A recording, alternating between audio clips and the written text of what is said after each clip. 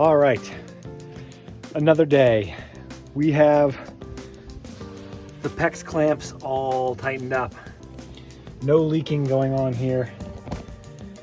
It's finally time to start this thing up, get it running, and see if we can get hot water circulating into the house. Did run into one other small issue though.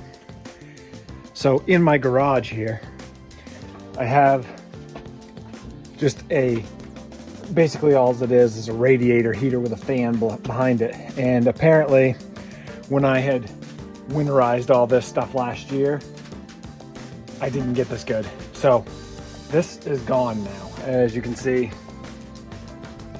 leaking out of it. So luckily my dad actually had a bypass put in, so I was able to actually close the heater off, bypass it through, and send it through that way. So I can take this heater off and hopefully be able to solder up whatever is burst in there later on.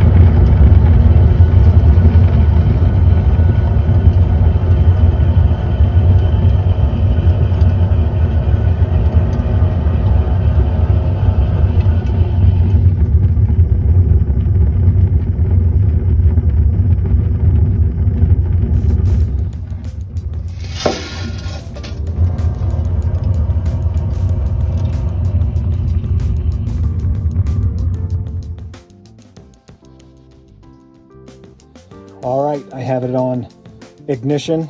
This unit will actually light itself. It uses propane and injects it into the burn chamber. So the unit is up and running now. We're starting out at 48 degrees water temperature inside the boiler. And I also have a thermometer downstairs that I can monitor the temperature in the basement, also water temperature coming in. So let's hope this thing heats up the water quickly. So like our plate exchanger from the previous video, this is called a tube exchanger. Same principle, except tubes going down through here. The water from the boiler comes in here and circulates down through, which keeps the domestic water and the heated water separate from one another. So this will actually provide us hot water for showers and dishes and stuff like that. This is the secondary thermometer that I was telling you about, which is reading, I'm not sure what that actually is there, 90 or so, which is going to read a little high because the hot water heater has been on electric for a while. So the cold water is starting to rush in now. It actually was at like 120 degrees just a few minutes ago. So, but this is where I'll be able to tell the temperature of the boiler inside as well.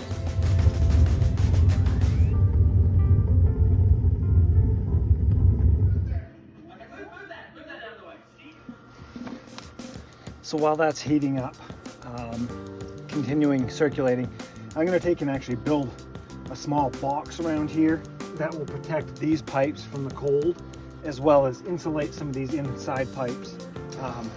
There are some like little doors that go over these, but I still want to get everything insulated, try to keep the heat in the pipes as much as I can going into the house.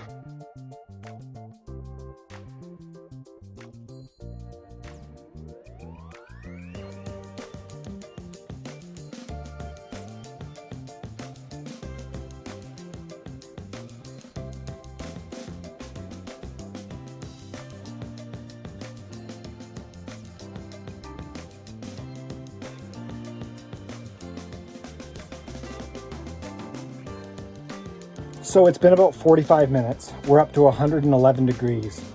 Now this is a 90-gallon capacity boiler, but you also have to think that I'm heating a 40-gallon hot water heater down in my basement, along with the oil boiler that's in my basement, which I'm not actually 100% sure how many gallons are in that.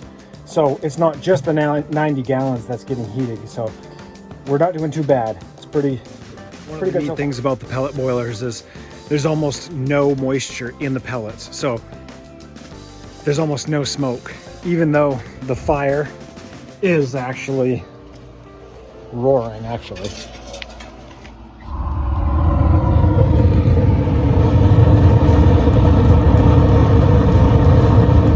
We are getting close to temperature, so I actually have this set to 165. That's going to be the max temperature for the water. We're at 157 right now. The water is starting to come up out of, this is just a vent. Woo! That's designed to actually take and allow the water to expand and come out. It'll drip for a little while, but then once the water gets to where it needs to be, that'll stop.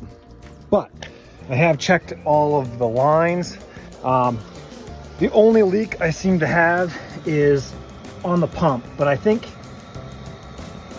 I've had this issue before, and after a while when things get heated up, they usually stop leaking. Hopefully that's the case this time, but if not, I do have another seal that I can replace it with, so things are going good. All right, the boiler has gone into low. We're at 166, which means we're up to temperature. I'm gonna run inside now and actually turn on the living room zone and try to circulate some water through that, see if we can start heating the house.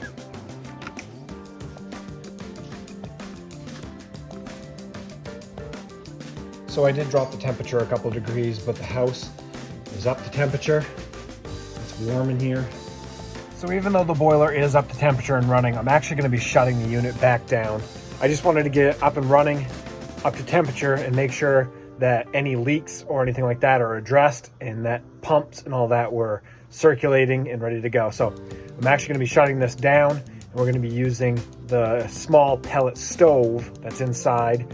And then once it starts getting even colder than that, we'll probably actually turn to firewood and burn that maybe nights. Usually I can get the fire going at night, the beginning of the evening. That'll heat the stove up, and it'll actually keep the house warm enough till I get to the next day when the sun comes out and the house actually warms up enough at that point. So I won't actually be firing this for good till later on. But anyway, thanks for watching. If you have any questions or any interest in how these work more, just comment down below.